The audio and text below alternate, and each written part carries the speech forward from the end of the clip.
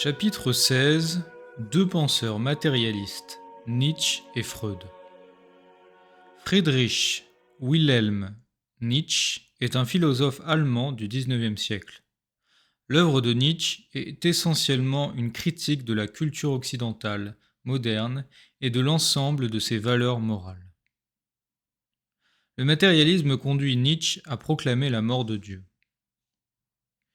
Nietzsche partage avec le matérialisme allemand, qui lui est contemporain, l'idée que l'homme est un produit de la nature. L'homme est le résultat de combinaisons psycho-physiologiques. À l'inverse de l'idéalisme, Nietzsche s'en prend à la notion de vérité. Il veut ramener les productions de la conscience au déterminisme d'organismes malades, cherchant refuge dans quelques fictions.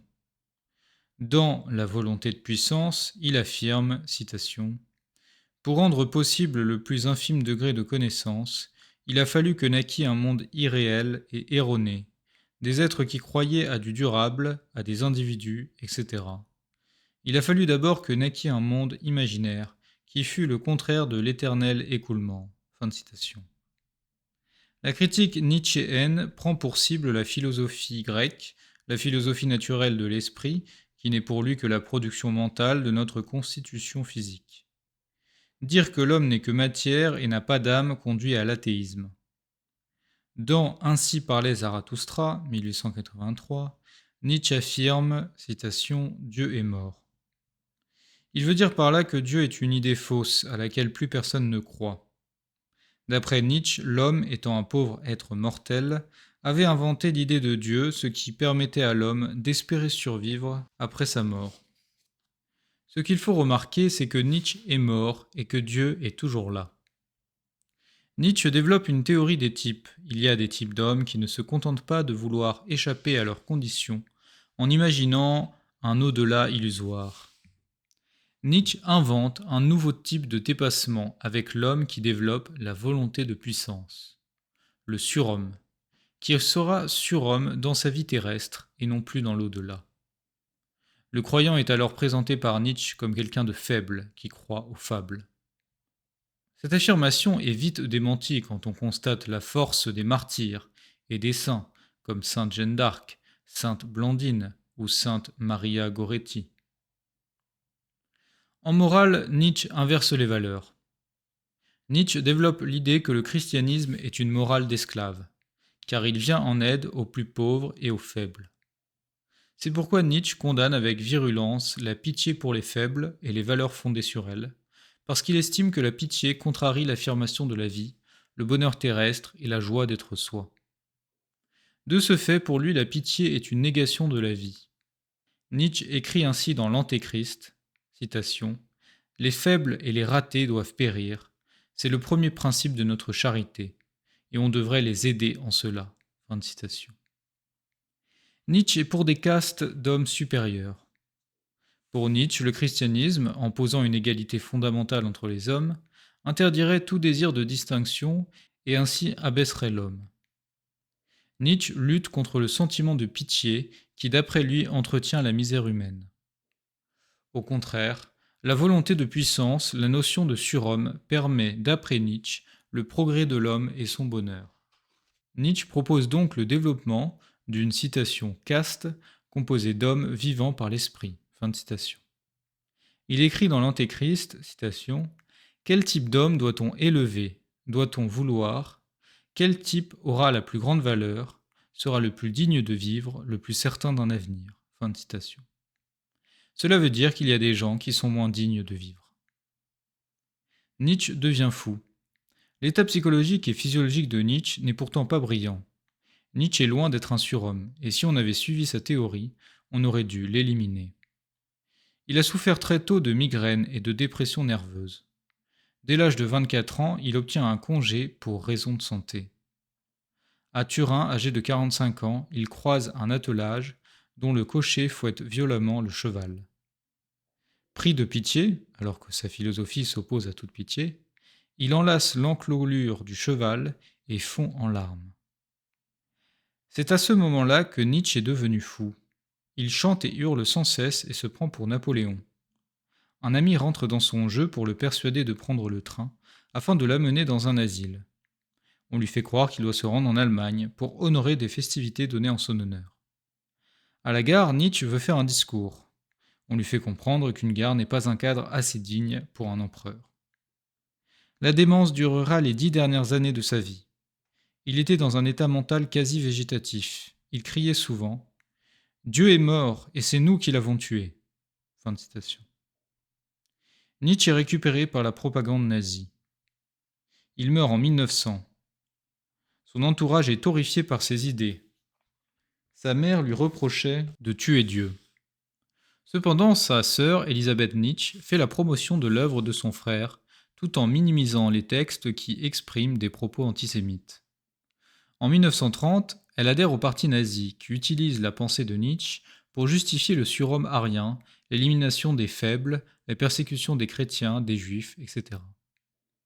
Après avoir étudié ce philosophe cruel qui revient à la mode et séduit nombre de penseurs, il faut aborder un autre philosophe qui a marqué la pensée du XXe siècle, dans des domaines très divers, médical, psychologique, éducatif, philosophique, religieux.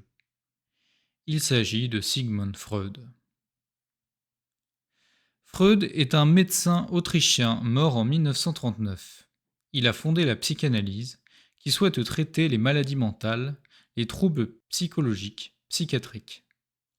Freud distingue 3 niveaux dans le psychisme. Le ça, le moi et le surmoi. Le ça est le domaine inconscient des pulsions. Le moi est la partie consciente du psychisme et le surmoi est la partie qui juge le moi, en quelque sorte la conscience, souvent assimilée à l'influence sociale, essayant de normaliser le sujet. Ses écrits sur l'inconscient l'ont rendu célèbre. L'individu est le siège de l'affrontement entre le ça et le surmoi. La névrose est le résultat du refoulement des pulsions du ça par le surmoi. La pensée de Freud s'inscrit dans le courant de pensée du matérialisme mécaniciste. Pour lui, il n'existe d'autre substance que la matière. La vie psychique serait complètement enracinée dans un organisme qui obéit à des lois psychico-chimiques, qui sont en rapport avec les mécanismes physiologiques, psychologiques. Sa philosophie est un matérialisme déterministe, car selon lui, tous les événements de la vie humaine sont liés et déterminés par la totalité des événements antérieurs, aussi bien au niveau conscient qu'au niveau inconscient. L'homme n'est donc pas libre de ses actes, il est dirigé par un inconscient que par définition, il ne connaît pas. Quelle est la différence entre un psychiatre et un psychanalyste ? Un psychiatre est un médecin qui soigne les maladies psychiques en s'appuyant sur les progrès de la chimie médicamenteuse, antidépresseurs, somnifères, neuroleptiques, etc., sans négliger le suivi psychologique. Il intègre à sa pratique toutes les avancées récentes de la science qui permettent une meilleure efficacité des traitements. Un psychanalyste n'est pas un médecin. Il n'a pas le diplôme de la faculté de médecine. Il a seulement suivi une formation de psychanalyste dans une école privée dirigée par les psychanalystes eux-mêmes. Un psychanalyste ne peut pas délivrer de médicaments. Ses consultations ne sont pas remboursées par la sécurité sociale. La cure psychanalyste consiste en une écoute du patient allongé sur un divan. Le malade est censé guérir en racontant les traumatismes de sa petite enfance qu'il aurait refoulés dans son inconscient et que la parole met au jour. Le psychanalyste applique au malade une grille de lecture unique, celle de théorie inventée par Freud. Beaucoup de psychiatres considèrent que la théorie psychanalytique est une supercherie. Il faut bien comprendre que ce n'est qu'une modélisation du fonctionnement de l'esprit humain qui n'a jamais été prouvée. Cette conception est énoncée avec aplomb et utilise un jargon savant qui fait sérieux. À partir d'une ou deux psychothérapies, Freud infère des règles psychiatriques. Il fonde sa théorie sur les affirmations que lui ont faites quelques malades au cours d'entretiens thérapeutiques. Mais ces affirmations sont biaisées car ce sont des réponses aux questions orientées de Freud. Les dossiers des patients sont couverts par le secret médical et ne donnent lieu à aucune analyse contradictoire. Les affirmations de la psychanalyse, tant sur le contenu que sur les méthodes, n'ont rien de scientifique ni de philosophique. Régulièrement, des livres sortent contre Freud, comme le livre noir de la psychanalyse, Vivre, penser, Allait mieux sans Freud. Ce livre est un corpus d'articles publié sous la direction de Catherine Meyer, qui remet en cause la théorie psychanalytique et souligne ses échecs. Ce livre, paru en septembre 2005 et réédité en 2010, rassemble une quarantaine d'auteurs de différentes nationalités et de différentes spécialités, historiens, psychiatres, philosophes. Ouvrage à réserver aux adultes, voire bibliographie. Pour vous donner une idée, voici la présentation de l'ouvrage par l'éditeur. Citation. La France est, avec l'Argentine, le pays le plus freudien du monde. Cette situation nous aveugle. À l'étranger, la psychanalyse est devenue marginale. Son histoire officielle est mise en cause par des découvertes gênantes. Son efficacité thérapeutique s'avère faible. Sa pertinence en tant que philosophie est contestée. Ses effectifs sont en chute libre. La psychanalyse a été vécue par la génération de mai 68 comme un vent de liberté. Mais les insurgés d'hier sont devenus des gardiens du temple, soucieux de leur position dominante à l'université, à l'hôpital et dans les médias. Pourquoi refuser en France le bilan critique que tant d'autres nations ont dressé avant nous? Le livre noir de la psychanalyse propose une enquête à plusieurs voix vivantes et accessible à tous. 40 auteurs parmi les meilleurs spécialistes du monde ouvrent un débat nécessaire. Ils sont historiens, philosophes, psychologues, médecins, chercheurs et même patients. Freud a-t-il menti?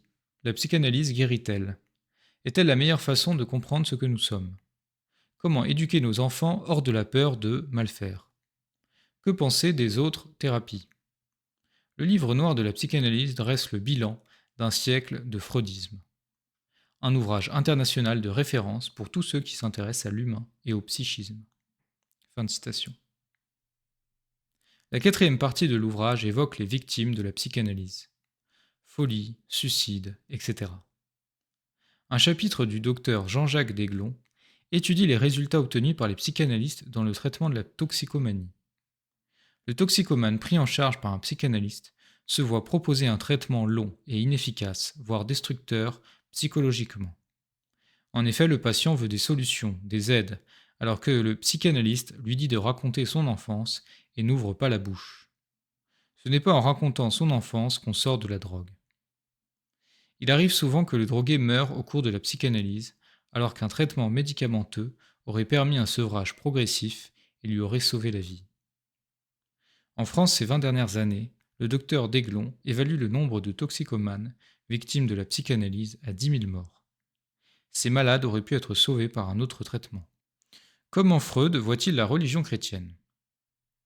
Freud n'a pas seulement écrit des livres sur l'inconscient et les maladies mentales. Il a aussi publié des écrits pour détruire la religion chrétienne, comme le livre L'avenir d'une illusion. Cette illusion étant la religion chrétienne.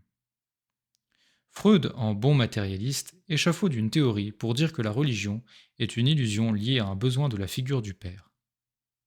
Devenu adulte, l'homme aurait besoin de conserver une figure qui le rassure. Les chrétiens seraient donc plus angoissés que la moyenne de la population et auraient plus besoin de se rassurer. Comme si les 2,25 milliards de chrétiens avaient par définition des problèmes psychologiques. Freud insiste en permanence sur les pulsions, notamment les pulsions sexuelles. Il explique que les maladies mentales sont dues au fait que le patient a trop, citation, refoulé, ses pulsions. Il affirme également qu'on peut aussi sublimer, entre guillemets, ces pulsions. Pour Freud, la sublimation, entre guillemets, est une sorte de détournement de la pulsion dans un autre domaine de substitution, l'art, la religion, par exemple. Les activités les plus nobles de l'homme viendraient donc de la sublimation de nos pulsions sexuelles. La théorie de Freud doit aussi venir de la sublimation de ses pulsions. Pourquoi Freud a-t-il eu autant de succès en France? Les théories freudiennes ont beaucoup eu de succès en France car elles ont une apparence scientifique avec un vocabulaire spécialisé. Cette apparence de sérieux permet d'attaquer la religion catholique sans rencontrer de résistance. Ces théories qui sont censées être médicales sont enseignées en philosophie pour faire passer une conception matérialiste de l'homme. Selon les besoins de l'argumentation, Freud est présenté tantôt comme un médecin, tantôt comme un philosophe. Si l'on conteste la conception freudienne de l'homme, les psychanalystes diront que Freud est un médecin et que sa démarche est scientifique. Si l'on montre les échecs répétés des traitements psychanalytiques, Les psychanalystes s'en tirent en disant que la psychanalyse n'est pas une médecine qui a prétention à guérir, mais une façon de mieux se connaître. La psychanalyse, disent-ils, n'est pas soumise à la rationalité scientifique. Évidemment, il ne faut pas être simpliste et dire que tout ce que Freud affirme est faux. Il peut y avoir des observations justes dans toute théorie, même si l'ensemble des principes de la théorie est faux. De plus, cela ne veut pas dire qu'une certaine forme d'inconscient, différent des conceptions de Freud, n'existe pas.